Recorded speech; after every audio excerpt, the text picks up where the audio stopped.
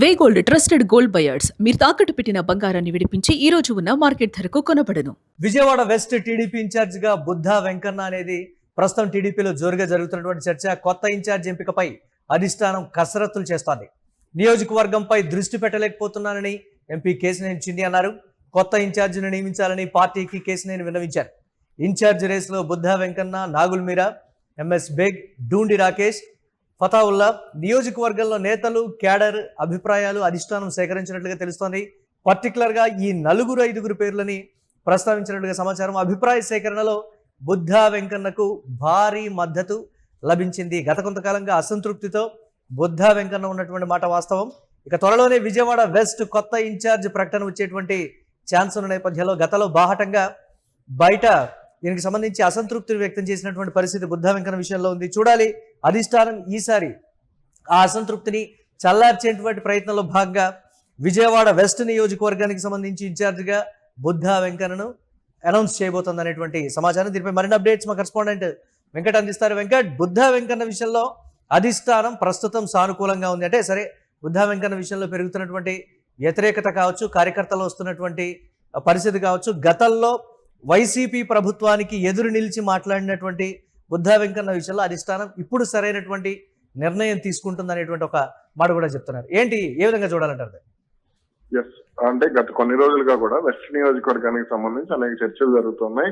ముఖ్యంగా వెస్ట్ నియోజకవర్గంలో కేశినేని చిన్ని ఎవరైతే ప్రస్తుతం విజయవాడ ఎంపీగా ఉన్నారో ఆయన కొంత అంటే ఫోకస్ పెట్టినప్పటికీ కూడా అనుకున్న స్థాయిలో క్షేత్రస్థాయి కార్యకర్తలను కానీ ప్రజలను కానీ కలవలేకపోతున్నారు అనేటువంటిది కూడా ప్రధానంగా వినపడినటువంటి మాట. అయితే ఇప్పుడు కొంత ఇక పార్టీ అధిష్టానం కూడా ఎలాగైనా అంటే పార్టీని బలోపేతం చేయాలి, కేడర్ కు అంటే దిశానిర్దేశం చేయాలంటే ఒక నాయకత్వం ఉండాలి, అంటే ఎంపీ మీద భారం పెట్టలేము అనేటువంటి ఆలోచనలు కూడా ఉన్నట్టుగా తెలుస్తుంది. ఈ నేపథ్యంలోనే కొంత కీలక నిర్ణయాన్ని తీసుకున్నట్టుగా మనకు స్పష్టంగా అర్థమవుతుంది. అందుకని ఇక్కడ కేశినేని చిన్ని అభిప్రాయాన్ని కూడా తీసుకుని అలాగే నియోజకవర్గంలో ఉన్నటువంటి మొత్తం ప్రజాభిప్రాయ సేకరణ కూడా జరిపిన తర్వాత బుద్ధా వెంకన్నని, మాజీ ఎమ్మెల్సీ బుద్ధా వెంకన్నని ఇక్కడ పార్టీకి సంబంధించి ఇన్ఛార్జ్ గా నియమించేటువంటి ఆలోచన చేసింది. అయితే ఇక్కడ మనం ఒక విషయాన్ని అర్థం చేసుకోవాలి. కూటమి అధికారంలో ఉన్నన్ని రోజులు, బీజేపీతో పొత్తులో ఉన్నన్ని రోజులు కూడా ఇక్కడ సుజనా చౌదరిదే ప్రాధాన్యత ఎక్కువగా ఉంటుంది. కేవలం అక్కడ బుద్ధా వెంకన్న ఉన్నప్పటికీ కూడా ఆయన నామమాత్రంగానే ఉండేటువంటి అవకాశం ఉంది. ఎందుకంటే సుజనా చౌదరిని చాలా వరకు కూడా టీడీపీ కార్యకర్తలు కూడా తమ నాయకుడిగా భావిస్తూ ఉండేటువంటి పరిస్థితి కూడా కొంత ఇక్కడ ఉంది. కాబట్టి ఇక్కడ బుద్ధా వెంకన్నకు మంచి ఇమేజ్ ఉండటం, కొంత అంటే నియోజకవర్గానికి సంబంధించి కాస్త పాజిటివ్ గా ఆయన ముందు నుంచి కూడా తిరుగుతున్నటువంటి నేపథ్యంలో అందుకనే మా పార్టీ అధిష్టానం కూడా ఆయనకి ఇస్తే మళ్ళీ కార్యకర్తలు కూడా ఒక నమ్మకం ఉంటుందనేటువంటి ఆలోచన చేసినట్టుగా తెలుస్తోంది.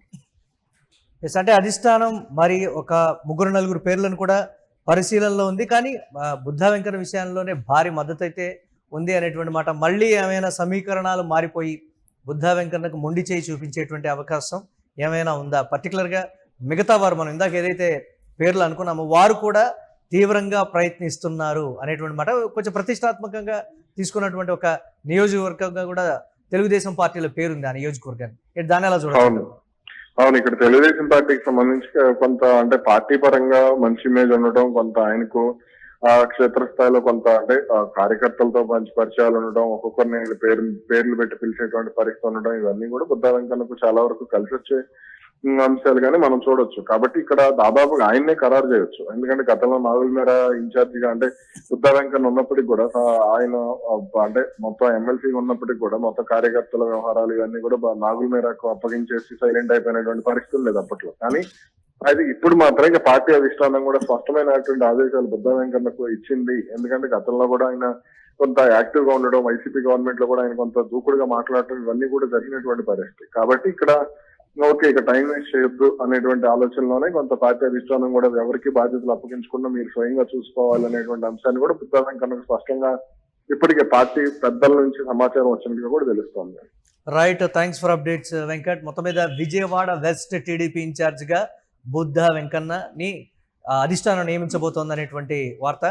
కొత్త ఇన్ఛార్జ్ ఎంపికపై అధిష్టానం తీవ్ర కసరత్తులు చేస్తోంది. ఇందులో భాగంగా కొందరి పేర్లను పరిశీలనలోకి తీసుకున్న తర్వాత కార్యకర్తలు, కీలక నేతల మద్దతు బుద్ధా వెంకన్నకి ఉంది అనేటువంటిదైతే అధిష్టానం గ్రహించింది. నియోజకవర్గంపై దృష్టి పెట్టలేకపోతున్నానని ఎంపీ కేశినేని చిన్ని విన్నవించినటువంటి నేపథ్యంలో కొత్త ఇన్ఛార్జిను నియమించాలనేటువంటి కృత నిశ్చయంతో ఉంది అధిష్టానం.